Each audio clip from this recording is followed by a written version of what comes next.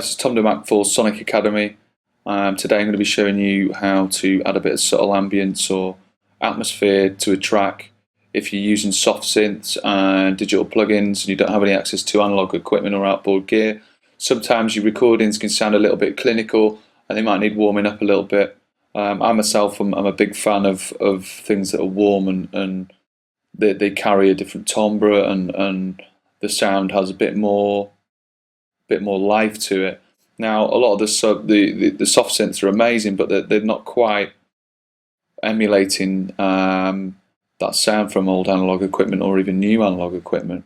So if you don't have access to anything outboard, I'd recommend maybe possibly going to get yourself an old cassette tape, an old cassette deck. Sometimes you can run some hi-hats and things through that, and it gives them a nice analog sort of crunch. But if you don't have any access to any of those things, then what you can do is utilize field recordings. Now, I know a lot of people would shy away from that, but we all have iPhones now or smartphones, and that's what I've used for this particular sound today. But I'm just going to play you the loop for now.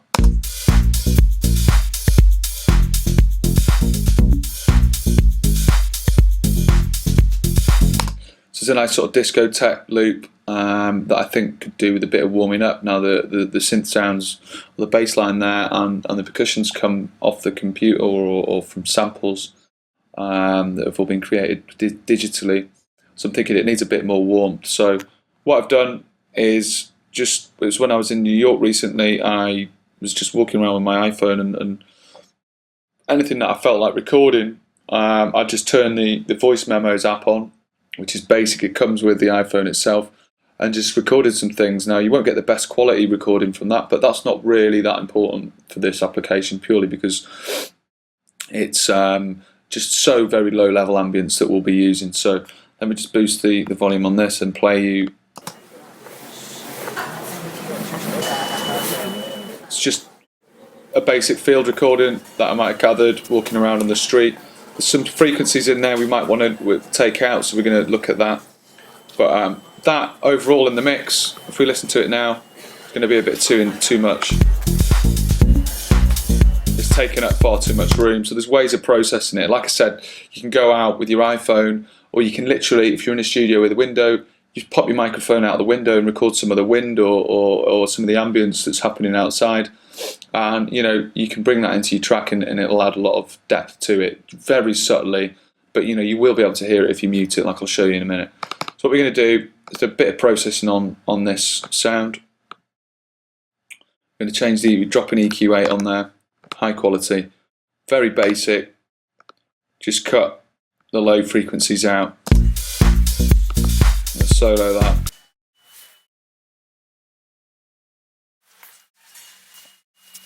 There's kind of a whistling frequency in there, so I'm going to show you tuning the EQ or finding certain frequencies. So I've selected frequency band 3. Sorry, I'm going to tighten up the resonant frequency, which is giving us a really tight curve.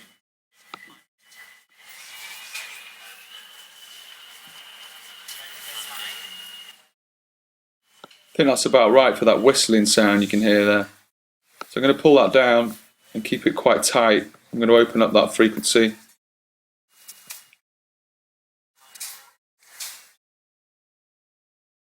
And then on the 4th band, I'm going to take out some of those extreme top end, sort of above 14 kilohertz. Now, what else we want to do is drop a compressor on there and utilize the kick for some sidechain. So unclaps it, click on the little arrow, select the sidechain, select the kick, pull the threshold down. We want it quite extreme with this, as it is ambience. We don't want it interfering with the kick, and we kind of want it pushing and pulling, so it's adding a bit of natural groove to the track. So we sped up the attack, slow release, bit more aggressive, and then we're going to boost the output gain. Possibly speed up that release a little bit. You can really hear it pushing and pulling. And let's hear that in the mix. Pull down the volume so it's only very subtle.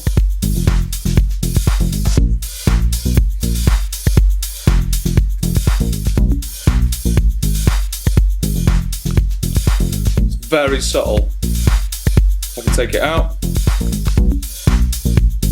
You can hear the difference. Bring it up a little bit. There you go, basic. It's something you wouldn't necessarily notice, but I would recommend it. It just gives a bit of warmth, and you can do that with anything. You can record some old vinyl and just have some very subtle recordings in the background of the track, and it adds a bit of air. It's quite a common practice. Good luck with that, guys.